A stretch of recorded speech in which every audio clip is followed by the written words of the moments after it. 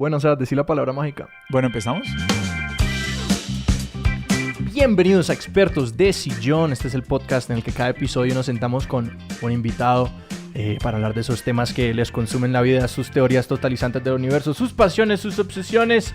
Yo soy Alejandro Cardona. Y yo soy Sebastián Rojas y hoy estamos con Martín Molina. Martín, muchas gracias por estar con nosotros, pues no presencialmente, pero de manera remota, nuestro primer episodio de aislamiento físico, de cuarentena. Martín, bienvenido. Gracias, Sebastián y Alejandro.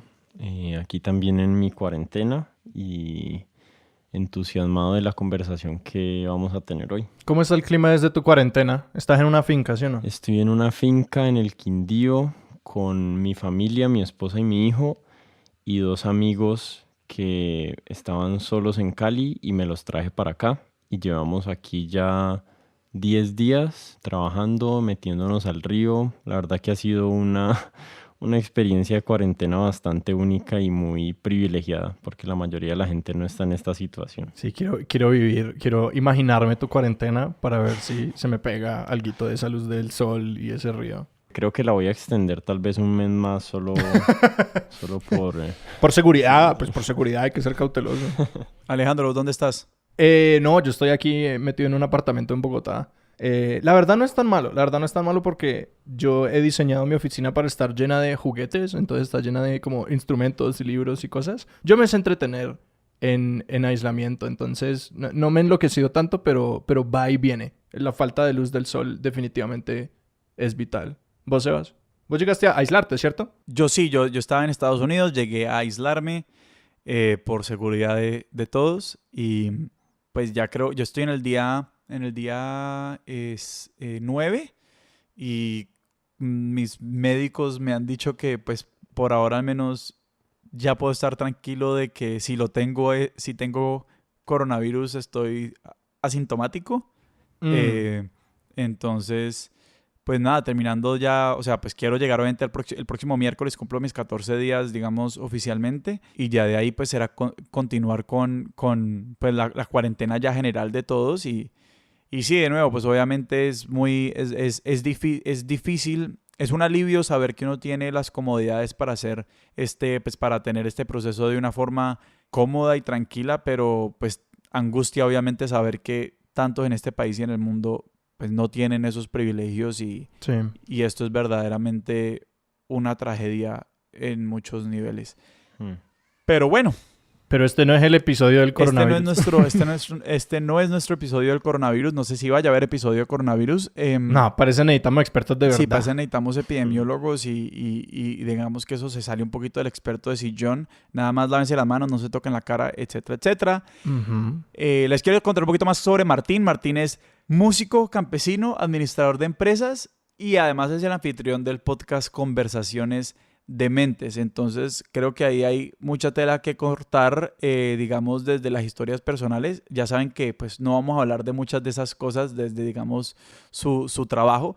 Pero con Martín vamos a hablar sobre, al menos cuando estábamos conversando un poquito sobre el tema del episodio, sobre la espiritualidad sin Dios. Entonces, antes de ya entrar en calor, pues, o para ir entrando en calor, Martín, ¿qué es eso de la espiritualidad sin Dios? Pues digamos que es un tema que es complejo de explicar porque hay como un tema ahí dialéctico que como cada cual le ha ido dando su definición a Dios y en cada contexto puede significar algo distinto. Entonces, pues no es una conversación que uno pueda replicar de un lugar a otro de la misma manera. Entonces yo suelo dar como una descripción acerca de a qué me refiero con Dios y es más o menos que con Dios me refiero como a la existencia de un ser, una mente, una conciencia, como lo quieran llamar, con una intención que intervino, interviene o intervendrá en el universo como lo conocemos. Por ahí digamos que hay algunas personas que esto lo hago para medio curarme en salud de las personas que me tratan de decir que Dios en realidad no es Dios, sino que es el amor o es el espacio del silencio.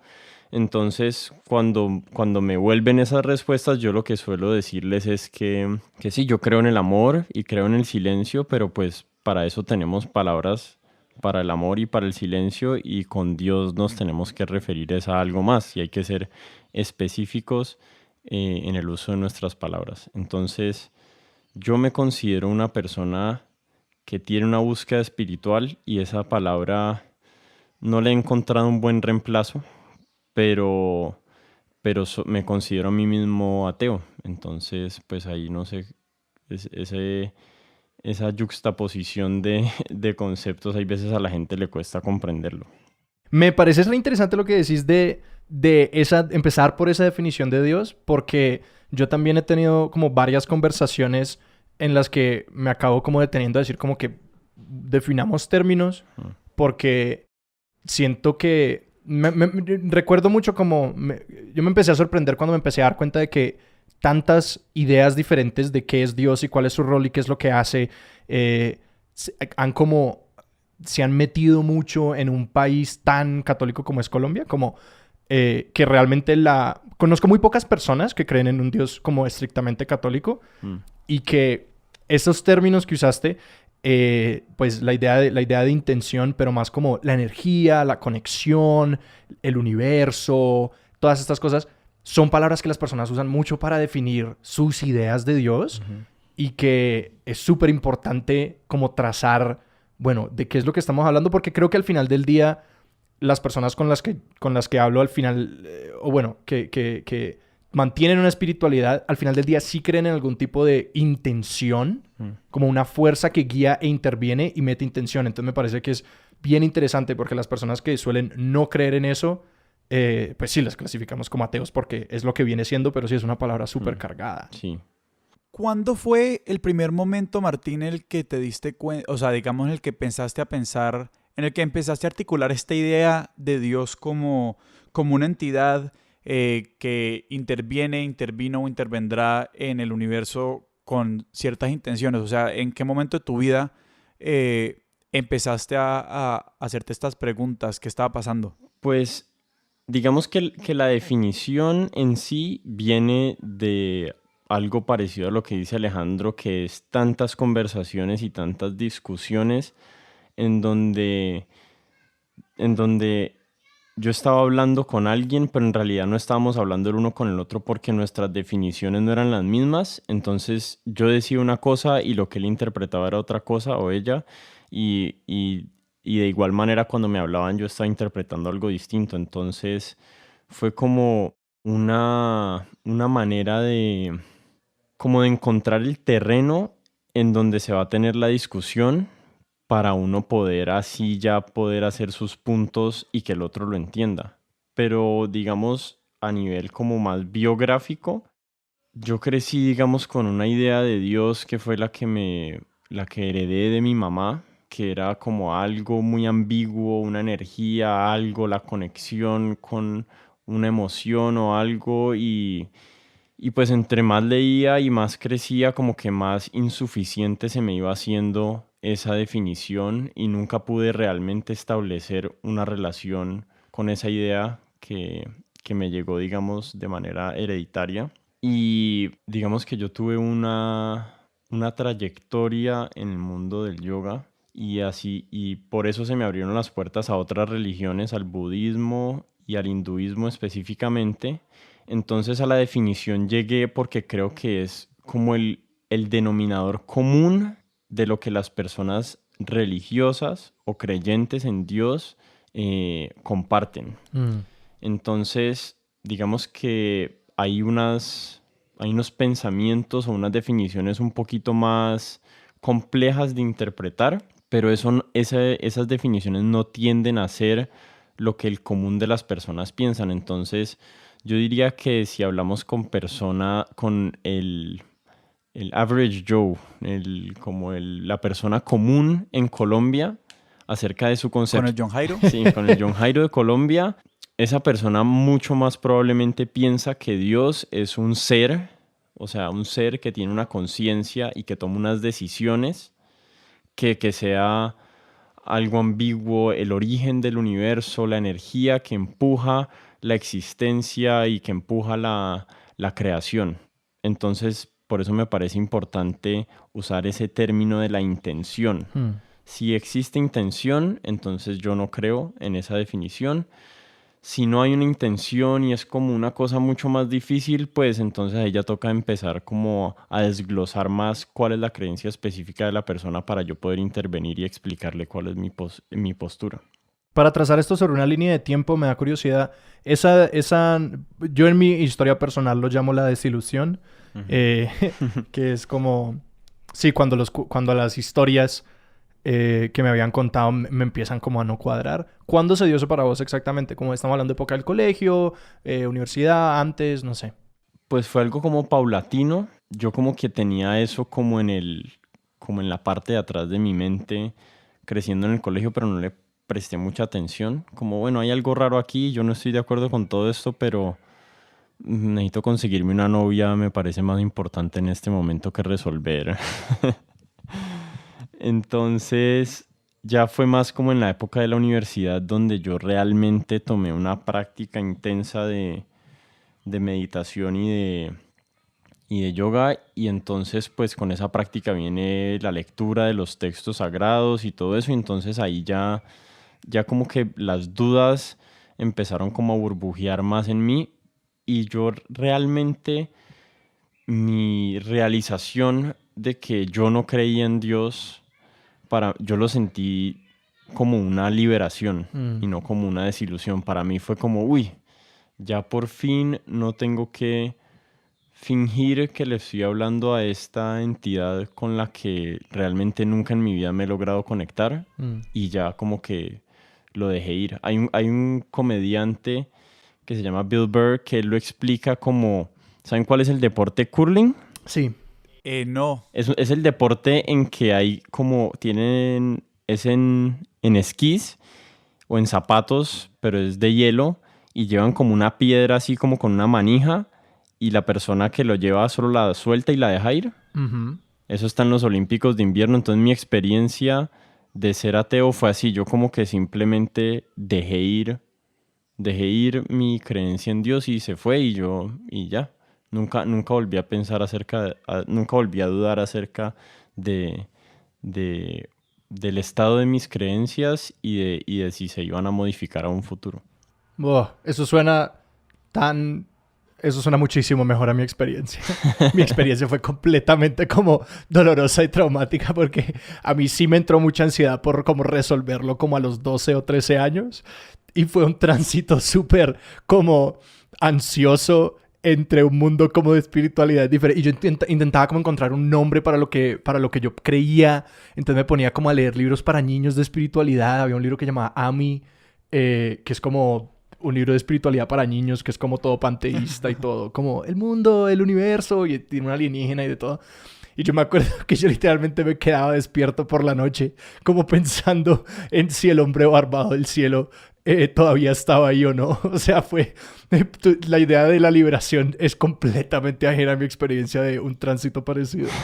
Pero ahí la pregunta, pues yo creo que un poquito para los dos, es lo que me parece interesante, inclusive de lo que dice Alejandro también, pues en términos de la experiencia de los dos, es que a diferencia de, yo creo, la experiencia de muchas otras,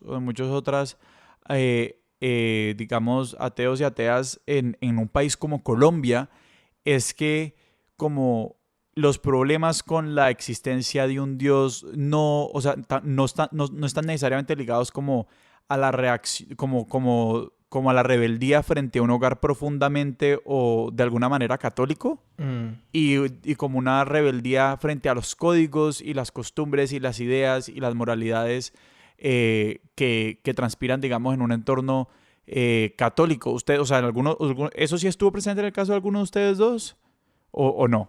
Pues en el mío, en absoluto. Yo crecí en una casa donde mi papá, por lo que puedo conversar con él, yo lo metería dentro de la categoría de agnóstico o ateo, y mi mamá era como o es de la onda medio New Age.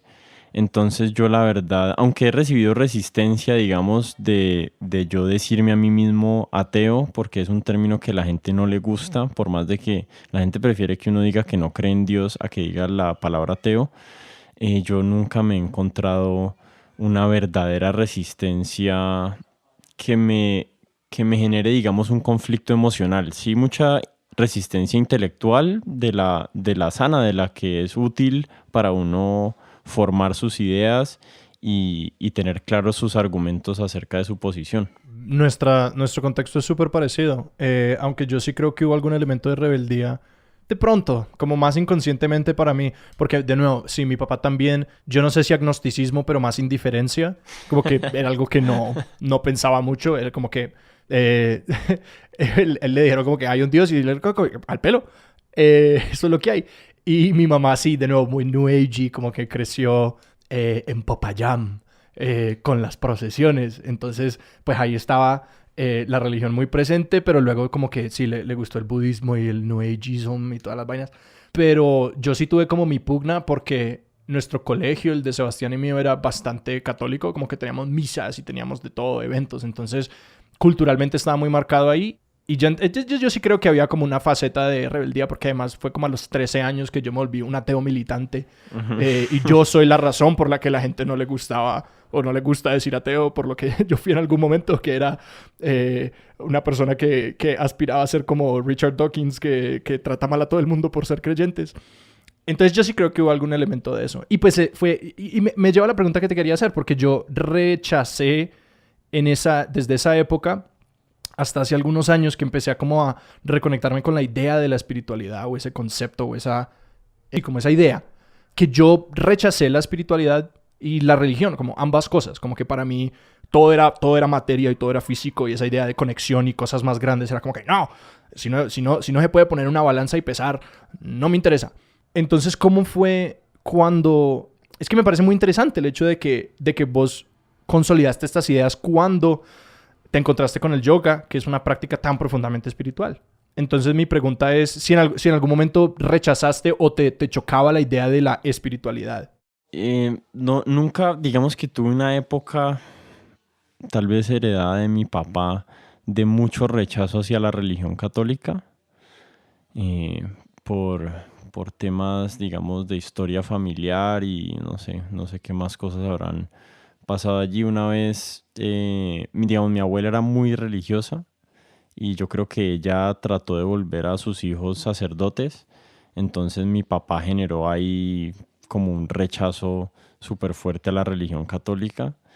Y en general, digamos, como a todo ese tipo de organización y creencias donde yo sentía que la gente iba como medio rebaño, donde nadie iba pensando, sino que todos iban obedeciendo. Entonces tenía un rechazo como muy grande hacia ese tipo de mentalidad y de construcción de la realidad. Pero nunca me sucedió con relación a la espiritualidad, porque digamos que yo veía mi práctica de meditación especialmente como algo a lo que yo le llamaba la búsqueda espiritual.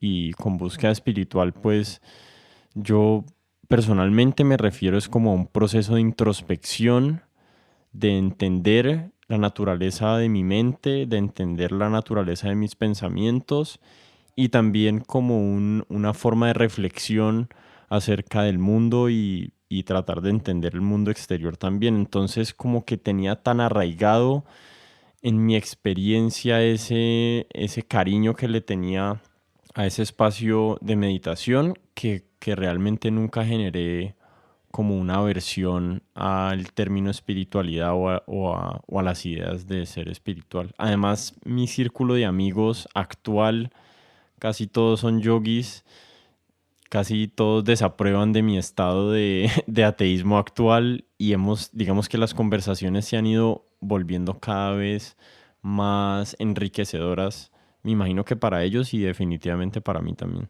Porque Alejo, entonces a mí eso me genera esa curiosidad que digamos, que hubo un rechazo, digamos, en la historia Martín, que nos estás contando, hay cierto rechazo, digamos, de historia familiar y de cosas hacia el catolicismo. La figura obviamente, no quiero caer como en los estereotipos ni nada, pero hay un patrón recurrente y es como el de la mamá, el de la madre como con algún tipo de creencias y prácticas de alguna forma rutinizadas y establecidas. Y el papá que rechaza, pues también está el opuesto, ¿no? El papá ultraconservador y rezandero también. Pero en el caso de mi papá también fue algo muy parecido. Yo tengo uno de mis recuerdos, yo creo, más marcados de mi infancia, pues al menos tenía 11 años, si mal no recuerdo, tenía 11 años, cuando nosotros a veces íbamos a misa. No fuimos nunca a una familia de esas de que todos los domingos hay que estar en misa. Creo que hubo como temporadas donde era Sí. más... Donde mamá decía, vamos a ir a misa todos los domingos. Sí, mi mamá también lo intentó. Exacto. Y pues sospecho que también era un tema como de ella estar negociando cómo le transmitía ciertas ideas de Dios y espiritualidad y de muchas cosas a sus hijos, y como en esas negociaciones, cuando de alguna forma me imagino que se sentía culpable porque no estaba haciendo lo suficiente, entonces ya nos llevaban más a misa. Sí. Em, Exactamente lo me mismo en imagino. mi casa. Pues de hecho nunca he hablado como de una manera abierta con mi mamá sobre esto, pero me imagino que algo tenía que ver. Y porque tampoco fuimos una familia como así católica, pues, de que rezar y la vaina. Eso pues nunca ha sido el centro de las discusiones, como ni sobre la moralidad, ni sobre nuestro rol en el universo, ni nada. Pero me acuerdo que yo una vez mi papá nunca entraba a misa. ¿No? Él nos dejaba y nos esperaba en el carro. No. Entonces, pues eso era una vaina que a mí me generaba mucha curiosidad. Y yo un día le pregunté, papá, ¿vos crees en Dios? Y él me respondió, yo creo en el hombre. Vea pues. Y esa frase yo creo... Y entonces, pues, digamos como que eso quedó ahí y digamos, esa frase me marcó mucho.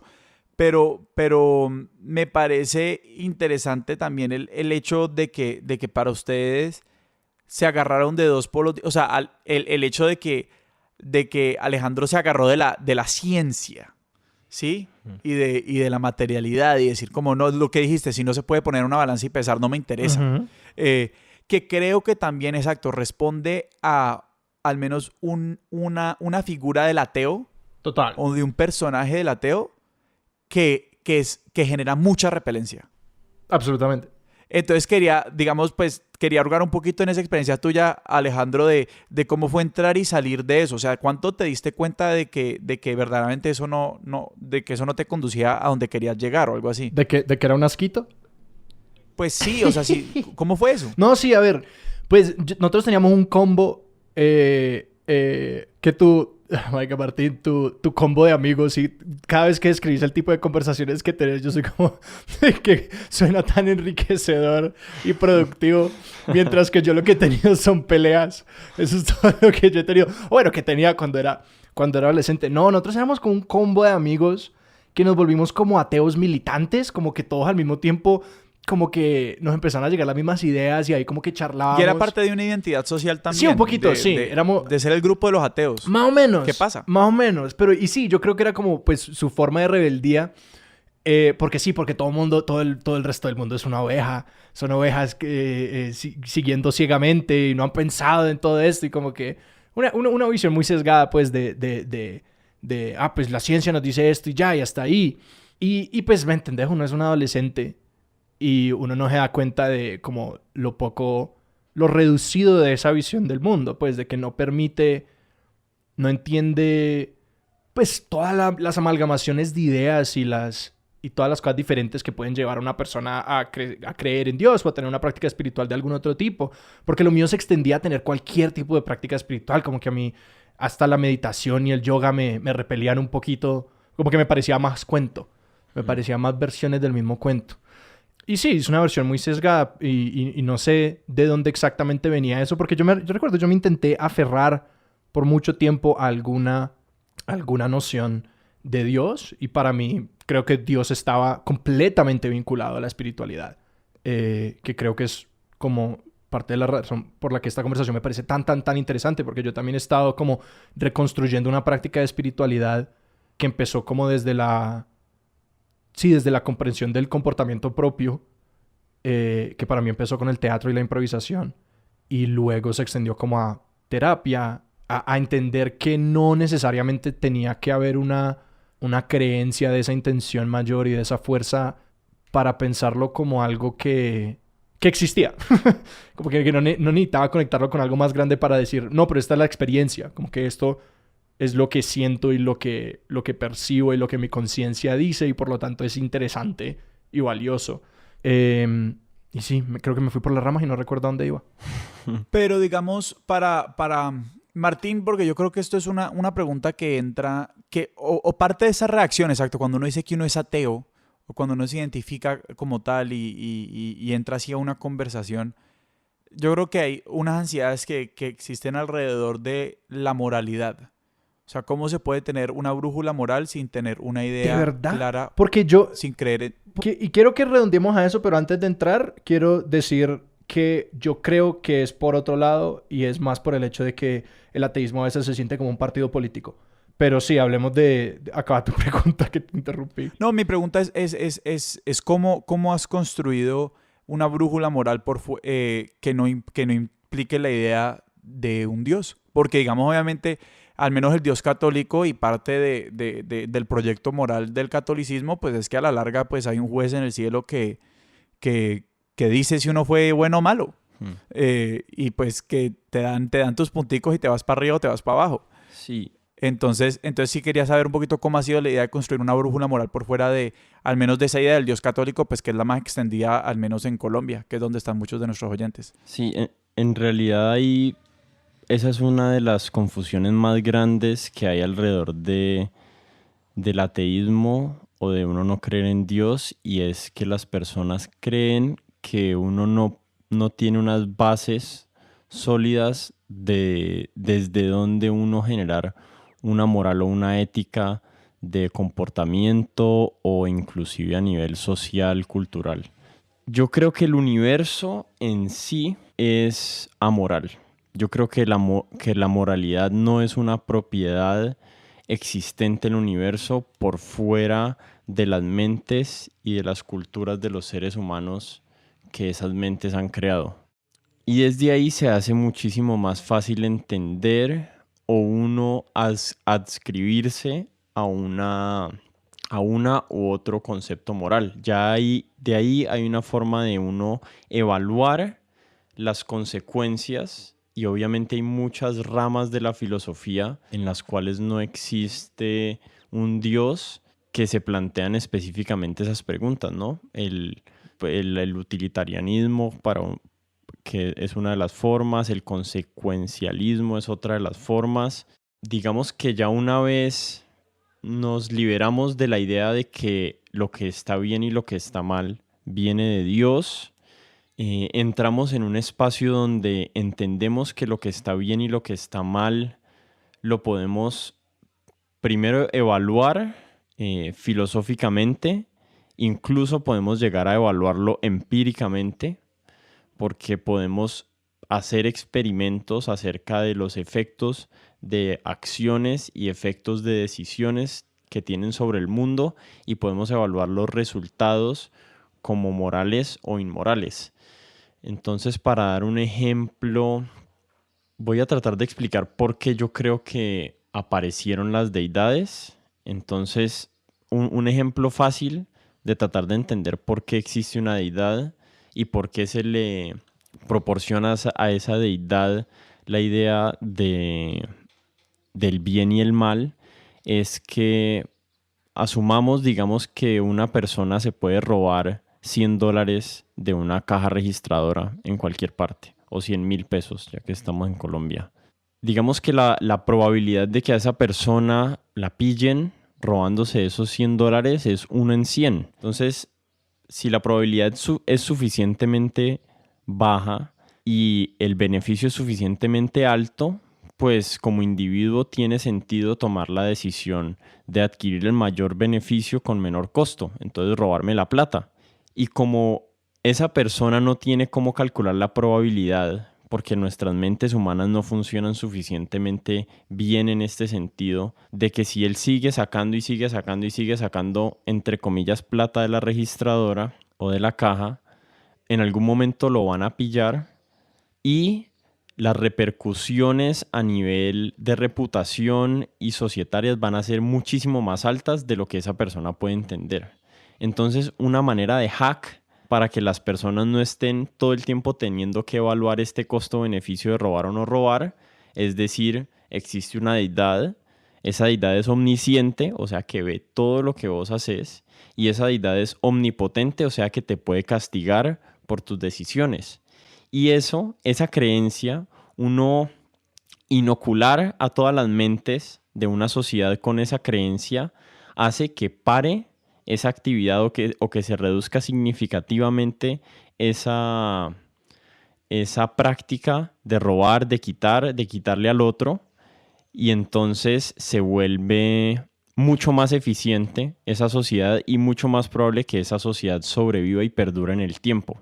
Entonces ahí, desde ese punto de vista, o digamos que ahí al final de la historia, podemos ver la luz del camino, y la luz del camino es que robar es malo, digamos que es una práctica mala porque es conducivo a que la sociedad entre en un estado que es nocivo para su propia subsistencia. Entonces, si yo logro entender eso, no necesito la deidad, sino que sé que aunque me beneficia a mí en este momento sacarme 100,000 pesos o $100 de esta caja, a largo plazo o como sociedad, si yo no respeto las normas que hemos propuesto como grupo y que van a beneficiarnos a todos a largo plazo, entonces lo que estoy haciendo es realmente hacerle daño al grupo. Y pues ese obviamente es el problema que los biólogos evolutivos tratan de resolver del free rider problem, que no sé cuál es la traducción al español, pero pues para mí digamos que toda la moralidad ha subido o se ha generado en el ser humano de esa manera, de cuáles son las reglas que se han ido decidiendo que impactan de manera negativa el conjunto de la sociedad, y si uno logra entender en esos términos, pues no necesita a Dios para ser una persona moral. Qué pena, estuvo muy larga esa respuesta, pero es un que problema no es una complejo y pregunta creo que lo sencilla. merece, sí. Y en este momento, los que han escuchado mucho este podcast saben que me estoy mordiendo los labios porque no tengo la traducción al español de Free Rider Problem. Yo también la estaba pensando y no sé cuál Y pues es. porque Pues es decir, es el Es problema. del ladrón o algo así. El problema de los que no contribuyen nada a la sociedad. Sí. Como a los que viven a costas de la sociedad. Es- Para no, traducir la idea. el problema, Creo que se llama el problema del ladrón. pero ese problema, ¿Sí? más que no contribuir nada, es no solo no contribuir, sino estar en un contexto donde todos contribuyen menos uno. Ajá. Y uno beneficiarse a costa de la contribución de los demás. Porque, o sea, digamos, esa es una cosa que es importante en esa figura. Quiero jugar abogado del diablo un poquito a extender esa lógica. Porque, de hecho, lo que estás diciendo hasta ahora vamos 100% en cuanto a creencias que compartimos, Martín. Ujú. Que creo que las estás articulando mucho mejor de lo que yo podría, y por eso voy a jugar abogado del diablo. Te voy a preguntar, entonces, ¿por qué vale la pena defender la existencia de la sociedad en un universo amoral? Otra vez complejo, voy a tratar de demorarme lo menos posible. Hay que asumir, digamos que hay personas que dicen que la ciencia no necesita fe, pero yo creo que sí. Digamos que de ese proof medio pichurrio que nos dejó Descartes de pienso, luego existo, Uy, es bien pifio. pero hay algo de verdad ahí, que es que desde mi perspectiva, lo que sé es que soy consciente y estoy teniendo experiencias en este momento. El resto del mundo afuera no lo sé y me toca asumirlo, ¿cierto? Entonces, digamos que ya nos pasamos ese primer obstáculo y asumimos que Martín existe y yo asumo que existen otras mentes por fuera de la mía en el universo. ¿cierto? Esas mentes, como esas mentes tienen la capacidad de tener experiencias, esas experiencias, y aquí esto me toca, esto sí es como una aseveración cualitativa que no tiene, es como un axioma que también me toca asumirlo. Esas experiencias, esas mentes pueden tener experiencias negativas y experiencias positivas. Entonces, en ese espectro de experiencias positivas y negativas, en mi opinión, lo moral es promover los estados del universo en los que más mentes se puedan encontrar en mejores estados, o sea, en estados más positivos y no negativos. Digamos que si pudiéramos con una varita mágica darle todo el sufrimiento posible a todas las mentes en el universo, pues ese sería el peor universo. Y si pudiéramos darle cero sufrimiento y total iluminación y satisfacción y bienestar a todas las mentes del universo, a su máxima expresión, pues ese sería el mejor universo. Digamos, me suena como a utilitarismo cósmico, por decirlo así. Sí, es algo así, pero digamos que es un utilitarismo, o sea, hasta el utilitarismo también se basa en unos axiomas que son injustificables. Por qué más? O sea, uno podría hacer la pregunta, ¿por qué por qué experiencias de sufrimiento son peores que experiencias de bienestar? Sí. Entonces, y ahí ya no hay cómo explicarlo, solamente porque así es la experiencia que yo tengo y así asumo que es la experiencia que otras mentes también pueden tener. Es que sí, eso me lleva como al lugar con el que yo también me topo, que toca trazar eventualmente una línea, porque es como al final del día es la experiencia lo que nos lleva a eso. Exacto. Que hay un punto en el que yo me separo de esa lógica moral y digo, pero mi experiencia humana me dice otra cosa. Y es que hay bienestar y hay malestar, y el bienestar es deseable y el malestar no es deseable. Y al extender la empatía a las otras mentes, se ve algo deseable, pero sí me toca como tomar un paso hacia atrás de la como fría lógica y decir, pero hay algo interno que me dice otra cosa y no sé cómo obrar si no es por esta manera, porque pues si no estás obrando de esa manera, creo que la definición de eso es como psicópata o sociópata. Sí, exacto. No, pero digamos a mí una cosa que me parece interesante de lo que dicen los dos cuando estamos hablando de como bienestar y no bienestar o malestar o sufrimiento, es que me parece que las religiones organizadas como yo las conozco, pues no soy un estudioso de las religiones tampoco, pero algo sé, es que las religiones, sobre todo las religiones organizadas, o sea, sí, más que organizar o maximizar el bienestar, se tratan sobre gestionar el sufrimiento. Y digamos, la forma como, y no sé, los quiero escuchar un poquito sobre eso, porque me parece, y digamos, pues cuál es como, no sé, muchas ideas de las tradiciones orientales, pues es básicamente como normalizar el sufrimiento y encontrar una forma de lidiarlo. Pues digamos, todas estas ideas de las tradiciones judio-cristianas también están ligadas a justificar los sufrimientos y los sacrificios que hay que hacer en vida porque hay una promesa después. O sea, muchas de estas ideas juegan con hacer el sufrimiento de alguna manera más sostenible, más viable, mientras que estas discusiones que estamos teniendo sobre la función de la moralidad dentro de la sociedad es la amplificación del bienestar. Entonces les quería hablar, o sea, pues me gustaría que habláramos un poquito y pues Martín, que vos digamos, conoces mucho mejor esas tradiciones orientales, que habláramos un poquito entonces sobre cómo se lidia con el sufrimiento dentro de la espiritualidad en una situación, en una condición en la que no existe Dios. Pues digamos que ahí me parece que la tradición budista es la que tiene algo para decir que más resuena conmigo, y yo no soy un estudioso de los textos budistas tampoco, pero por las experiencias que yo he tenido, experiencias meditativas y también experiencias tomando psicodélicos que me han parecido como muy informativas acerca del estado de mi mente y de las posibilidades que tiene mi mente de experiencias. Digamos que el orden en el que suceden las cosas, el orden en el que suceden o el orden en el que existen las cosas dentro de nuestra experiencia son las siguientes. Y me gustaría dar un poquito la definición de conciencia porque voy a usar esa palabra y creo que hay veces se malinterpreta. Entonces, cuando yo uso Y esa es la otra palabra, de esas grandes palabras. Sí. exacto. Entonces, cuando yo uso la palabra conciencia, yo me refiero a que existe un fenómeno de la experiencia, que hay un algo que está teniendo una experiencia y esa experiencia tiene un contenido y pueden ser emociones, sensaciones físicas, olor, bueno, lo que sea. Entonces, cuando yo hablo de conciencia me refiero a eso y no a que esta persona trata mejor a otras personas, que es otro uso que se da de conciencia, o que es como esta conciencia englobada universal. No me estoy refiriendo a ninguna de esas dos.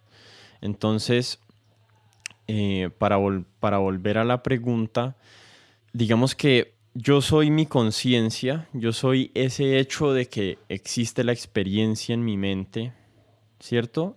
Y esa experiencia y esa conciencia tiene diferentes tipos de contenido. Entonces, un tipo de contenido puede ser yo ponerle la mano a una plancha caliente y esa plancha caliente obviamente me va a transmitir a mí neurológicamente la sensación de que me estoy volviendo mierda la mano y esa es una sensación que yo evolutivamente estoy diseñado para interpretar como sufrimiento, ¿cierto?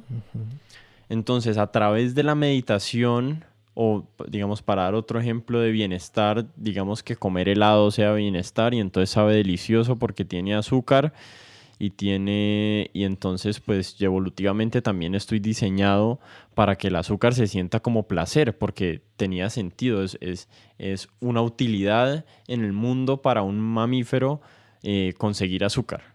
Pero hay ese algo que yo le llamo conciencia que predecese a esos dos fenómenos de contenido y la meditación es una forma de uno poder entender que desde ese punto de vista de conciencia los fenómenos de contenido son solo eso, son contenido. Hay un lugar desde el cual uno puede estar y estas cosas son increíblemente difíciles de explicar porque o sea, es como tratar de traducirle un viaje de ácido a alguien. Uno no encuentra las palabras.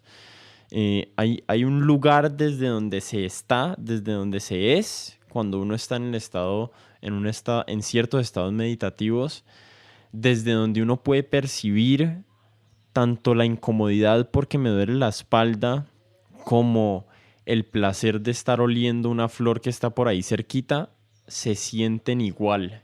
Y eso es algo que en el budismo se le dice como same taste, como mismo sabor. Al final del día, cuando estás viendo las cosas desde esa perspectiva primordial, las cosas tienden a tener algo en común y entonces ahí cesa ese sufrimiento. No sé cómo más explicarlo. La experiencia del sufrimiento deja de existir. No sé por qué es así, no sé por qué la mente está diseñada de esa forma, pero pues esa ha sido la experiencia que yo he tenido y la que ha tenido muchas otras personas.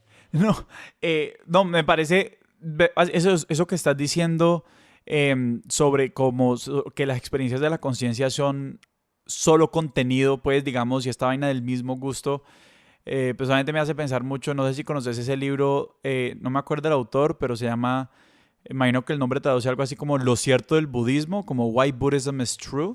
Sí, se llama Richie Davidson.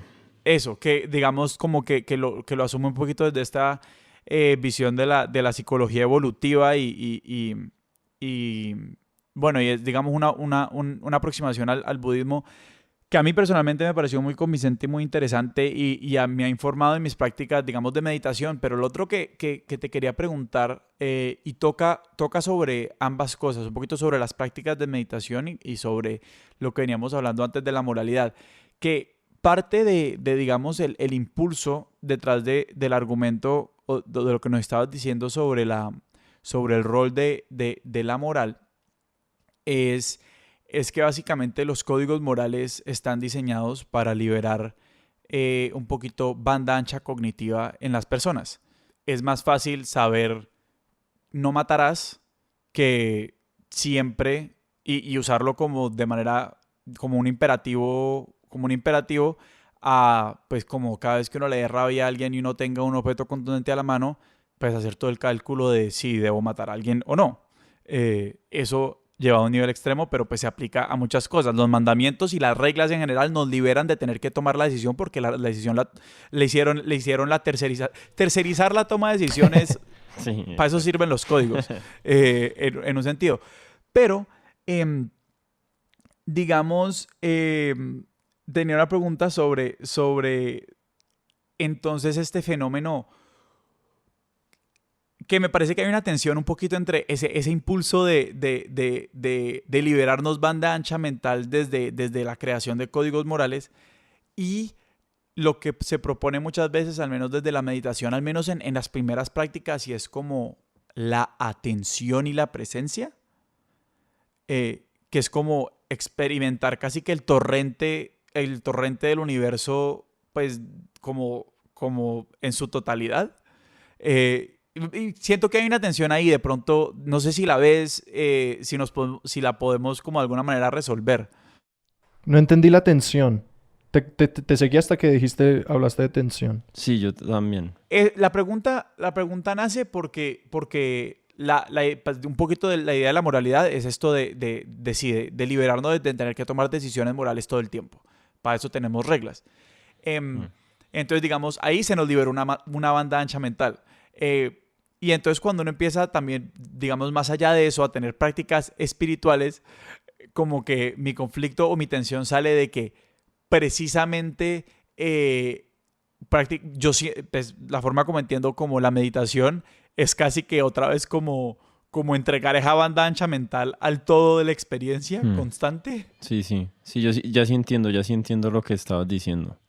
Entonces no sé si hay una forma como, o sea, vos cómo, si has pensado en eso, cómo puede empezar uno, digamos, a desenredar esa pita. Sí, yo diría inicialmente que, digamos que el propósito de esos preceptos morales o códigos morales no es precisamente liberar a las personas de esa banda ancha para poder hacer otras cosas, sino que resultó que esos códigos fueron los más útiles o los que tuvieron o los que le confirieron una ventaja adaptativa, una ventaja evolutiva a los grupos que los asumieron. Y ahí pues, digamos que eso sería algo que tal vez Richard Dawkins en 1980 no habría estado de acuerdo conmigo, pero creo que recientemente dijo algo un poquito más parecido y está más en línea, digamos, con lo que piensa David Sloan Wilson o Jonathan Haidt,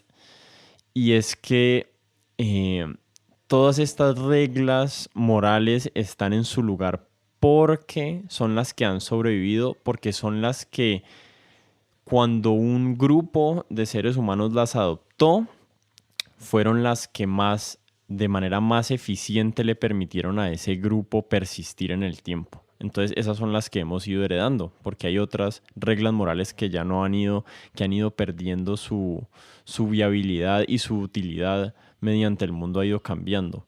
Eso acerca de las reglas morales.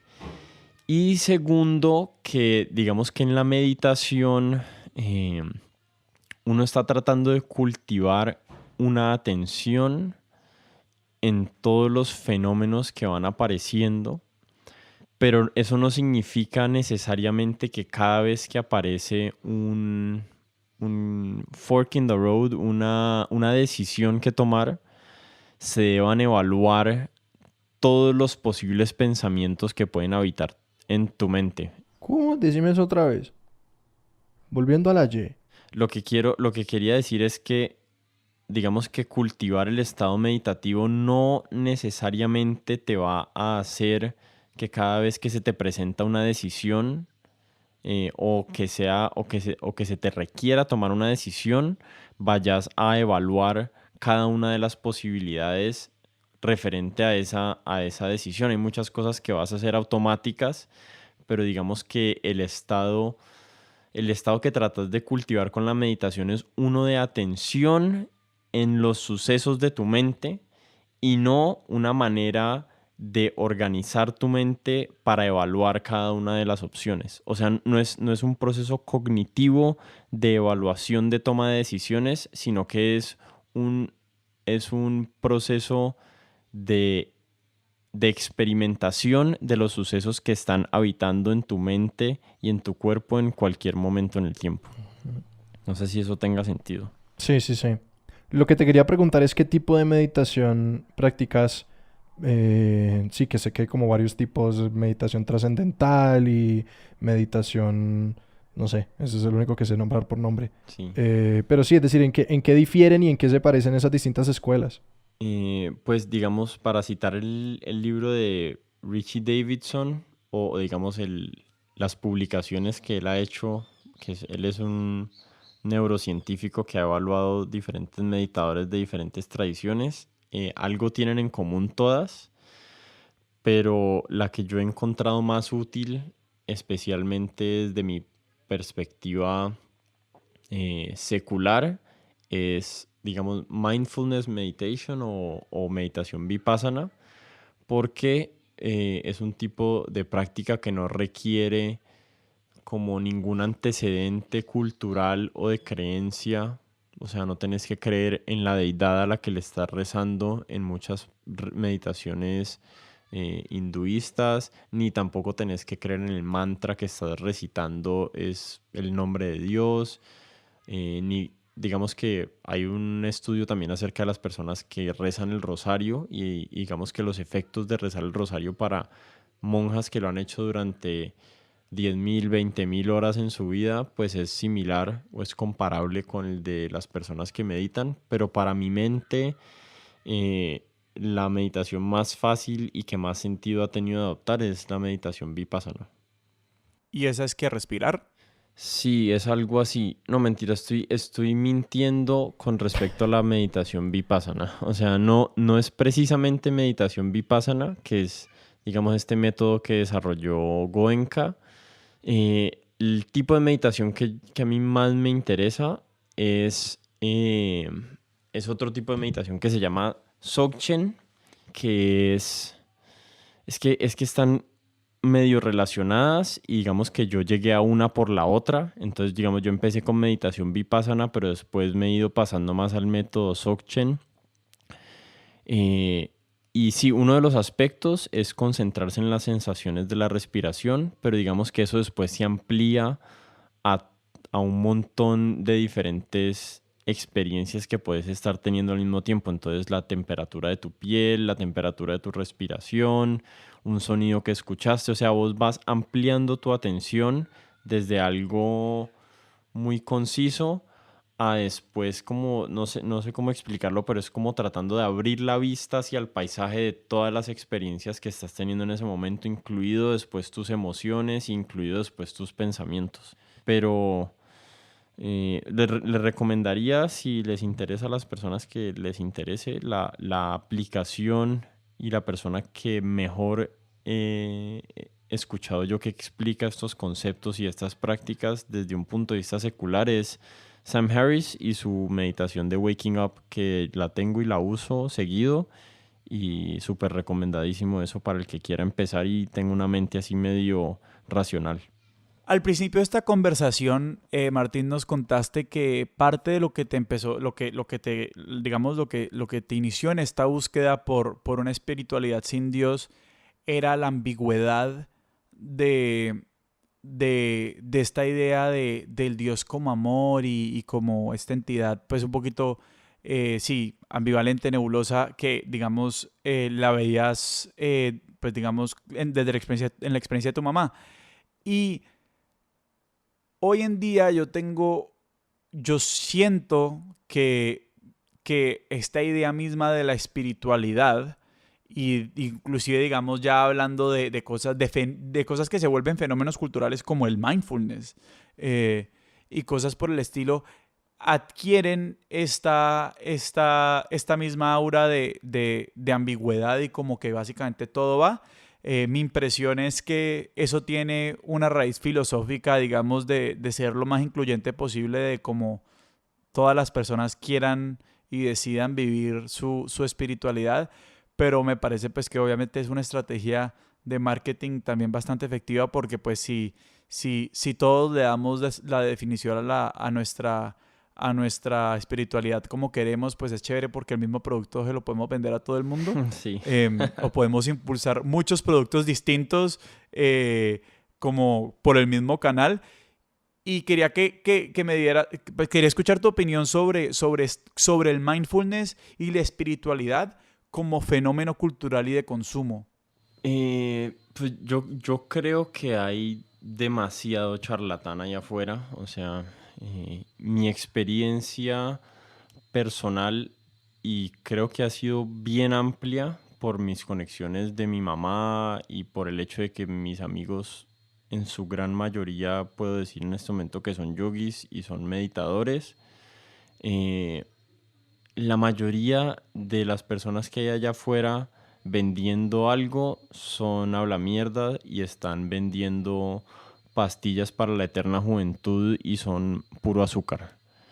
Eh, pero, pero digamos que sí hay un algo ahí, hay un algo detrás de todo eso, y ese algo eh, realmente es lo que yo creo que han sido las experiencias que han tenido estos grandes seres que la humanidad ha admirado por tanto tiempo. No sé, Buda o Jesús, no estoy tan seguro. Mi relación con Jesús es un poquito más ambivalente.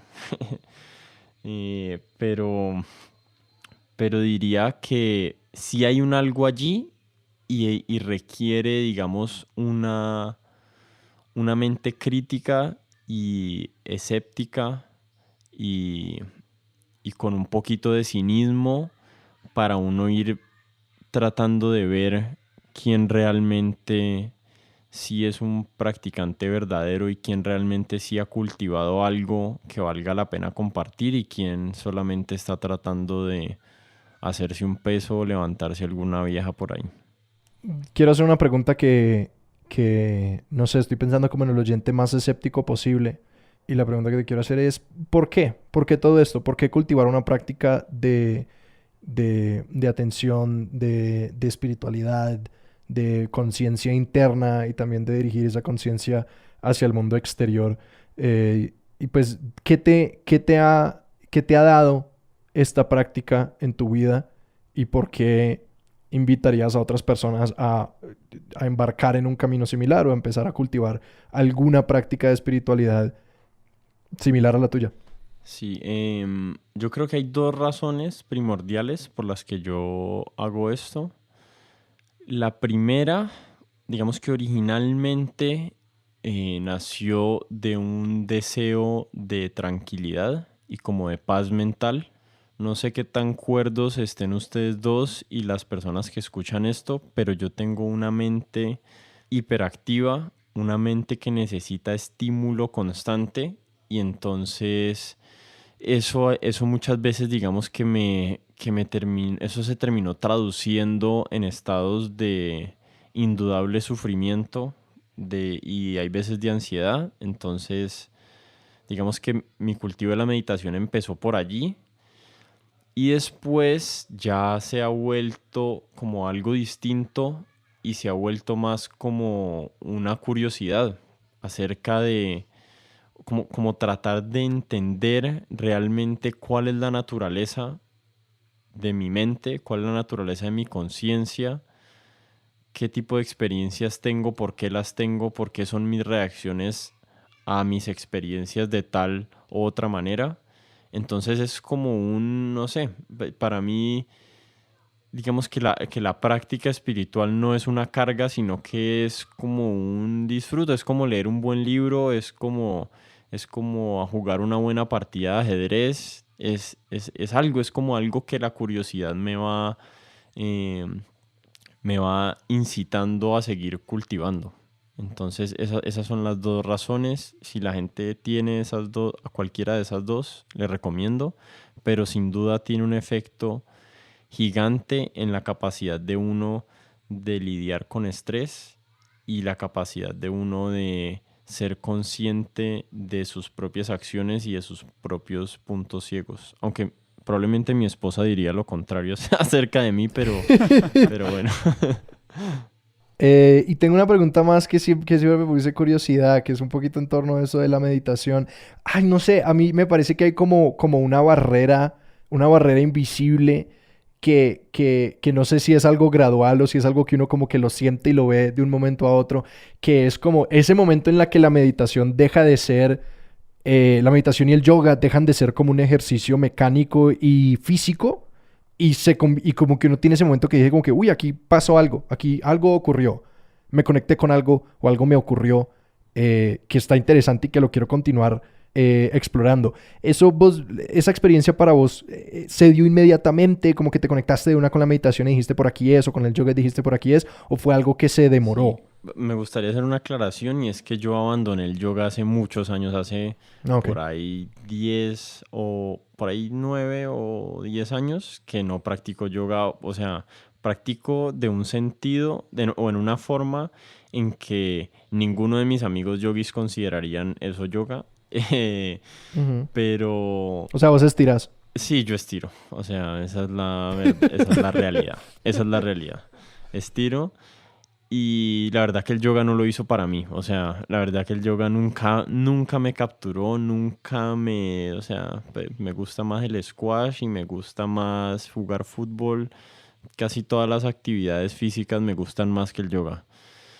Pero, pero sí hay una barrera rara y gigante en la meditación y en la práctica de la meditación que no sé por qué, no sé realmente por qué se da.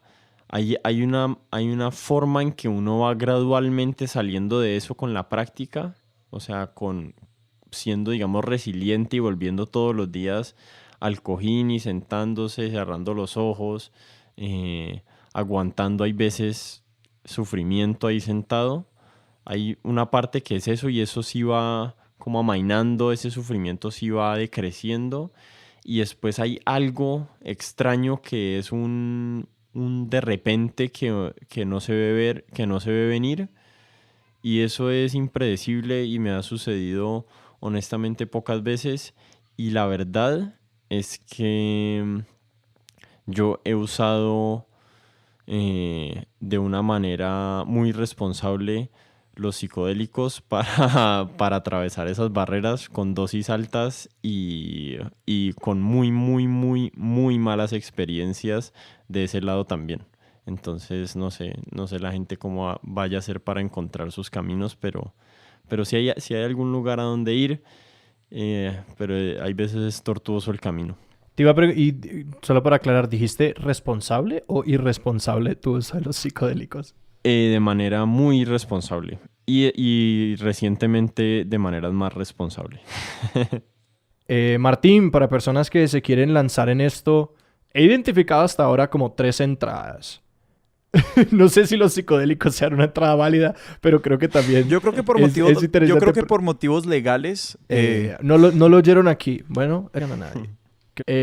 Pero sí, no sé si le recomendarías a alguien como entrar por ahí si han tenido como dificultad conectándose con eso. Y luego la otra pregunta es como, ¿qué experiencias? Como X tipo de meditación, mencionaste a Sam Harris y como no sé si hay alguna lectura o algún material que te parezca un buen punto de entrada. Ok, entonces primero con respecto a los psicodélicos, desde mi experiencia hay un riesgo alto o muy alto de tener muy malas experiencias que yo creo que si uno tiene por cualquier razón una psicopatía o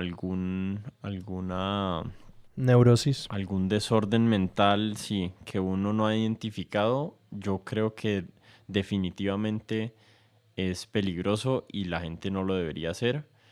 O sea, yo he tenido experiencias realmente que he pensado que me voy a, uno, morir, dos, me voy a quedar loco el resto de mi vida.